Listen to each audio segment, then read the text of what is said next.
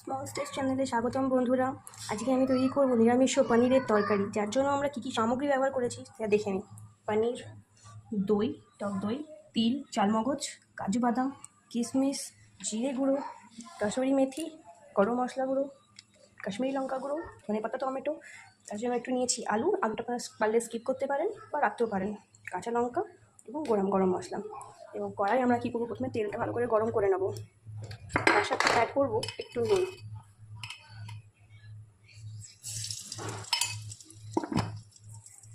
তেলটা ভালোভাবে গরম হয়ে গেলে তার মধ্যে অ্যাড করবেন পনিরগুলো।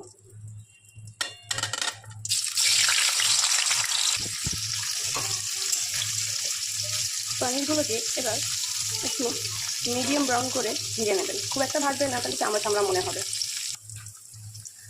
তো পনিরটা ভাজা হচ্ছে, ততক্ষণ আমরা একটা মশলার পেস্ট তৈরি করে নেব। সেটা তৈরি করতে কী কী লাগবে, একটা মিক্সিং জারে কাজু বাদাম,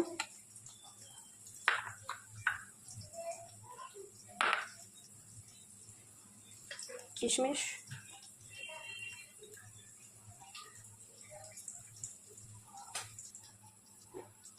কাজু বাদাম আর কিশমিশটাকে একটু পেস্ট করে নেবেন।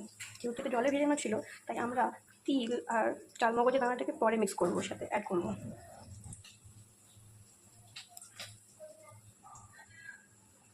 এইভাবে পেস্ট করার পর এবার আমরা মিক্সিং জারে তিল আর চালমগজের দানাটাকে অ্যাড করে দেবো। তো আমাদের কাজু বাদাম, কিশমিশ আর চালমগজ, তিল বাটা হয়ে গেছে। এবং এরপর আমরা মিক্সিং জারে অ্যাড করবো টমেটো। এর আগে বলে দিই বন্ধুরা, আপনারা পারলে কাঁচা লঙ্কাটা অ্যাড করে নেবেন। যেহেতু তোমার মেয়ে খাবে, তাই আমি কাঁচা লঙ্কাটা অ্যাড করছি না। টমেটোর সাথে অ্যাড করে নেবেন কিছুটা আদা। তো আমাদের পনিরটা এখানে ভাজা ভাজা হয়ে গেছে। তো পনিরটা আমরা এবার তুলে রাখবো এবং সেই তেলেই অ্যাড করব, ফ্রাই করে নেবো আলু।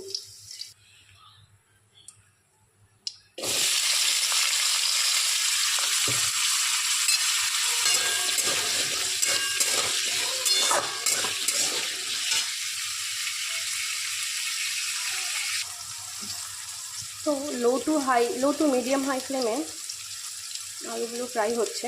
ততক্ষণ দেখিয়ে দিই কী কী মশলা প্রিপেয়ার করেছি। টক দই, কাজু বাদাম, কিশমিশ বাটা, চালমগজ, তিল বাটা, একটু কিশমিশ ওপর থেকে ছড়ানোর জন্য রেখে দিয়েছি। আর এতে রয়েছে তোমার টমেটো আর আদা বাটা। আলুটা ফ্রাই করার সময় একটু নুন, অল্প করে হলুদ অ্যাড করে নেবেন।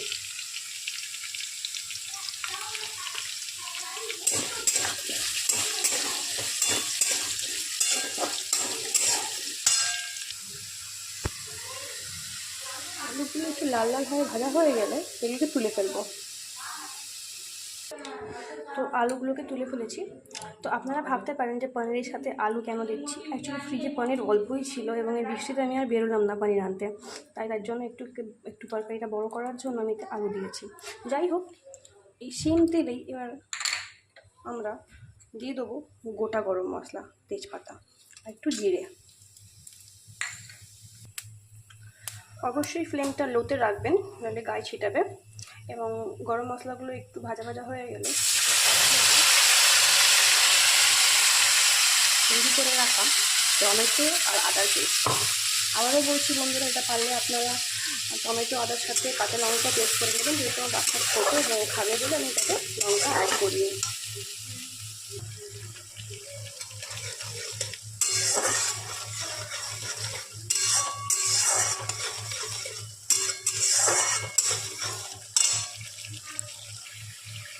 তারপর অ্যাড করব কাশ্মীরি লঙ্কা গুঁড়ো আর অ্যাড করব জিরে গুঁড়ো। মশলাকে একটু ভালোভাবে কষে নেব।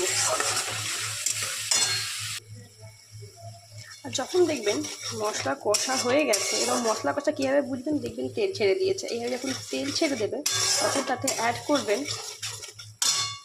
বেটে রাখা চালমগজ আর তিলের পেস্টটাকে।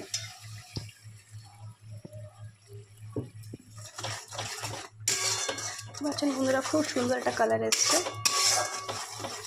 ভালো করে এটা কষিয়ে নেবেন। এটাও এরপর অ্যাড করবেন স্বাদ মতো নুন, চিনি।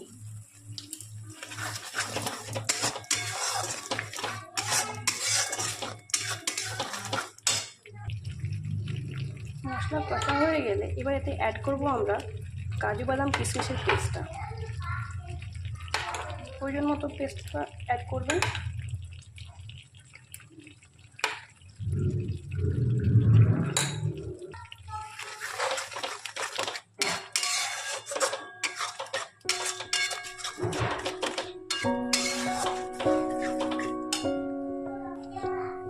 এভাবে লো ফ্লেমে মশলাটাকে ভালো করে কষে নেবেন।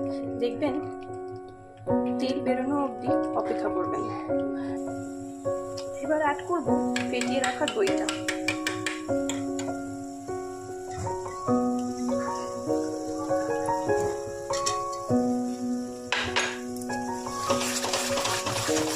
আবারও বলছি, গ্যাসটাকে লো ফ্লেমে রাখবেন, নইলে দইটা ফেটে যাওয়ার সম্ভাবনা থাকে।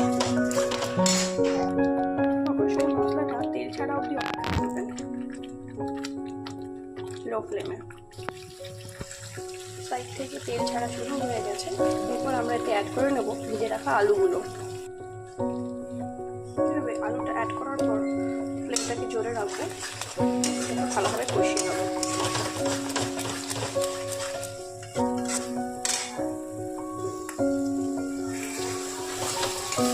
মশলাটা কষা হয়ে গেলে এতে অ্যাড করব পরিমাণ মতো জল। অবশ্যই কিন্তু ফ্লেমটা লোতে রাখবেন।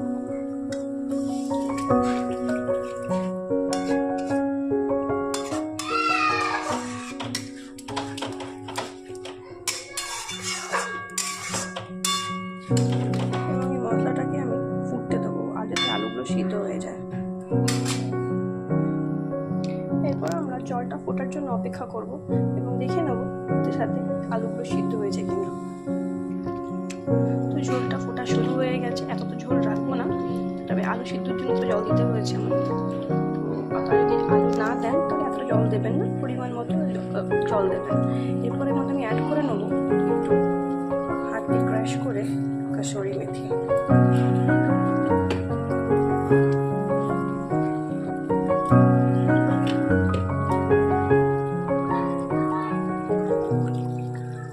ঝোলটাও ফুটে গেছে বন্ধুরা।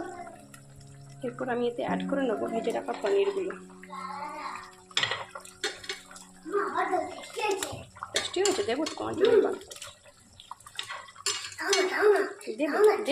দেবো তো তোমার জন্য তো বানিয়েছি, ঝাল ঝাল করে বানাইনি তো। এবার এতে অ্যাড করবো গরম মশলা। আর যে কোনো গরম মশলা ব্যবহার করতে পারেন।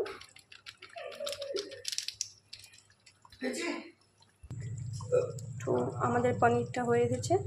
এর মধ্যে অ্যাড করে নেব ধনেপাতা।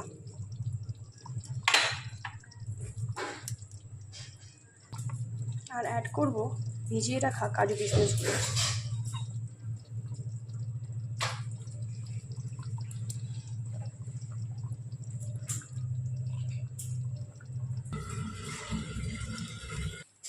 যেহেতু আমি এতে শুকনো লঙ্কা ইউজ করিনি, মানে যেহেতু গুঁড়ো লঙ্কাটা ইউজ করিনি, তাই আমি ওপর থেকে দিচ্ছি কাঁচা লঙ্কা। তো আমাদের পনির রেজালা রেডি হয়ে গেছে, নিরামিষ পনির রেজালা।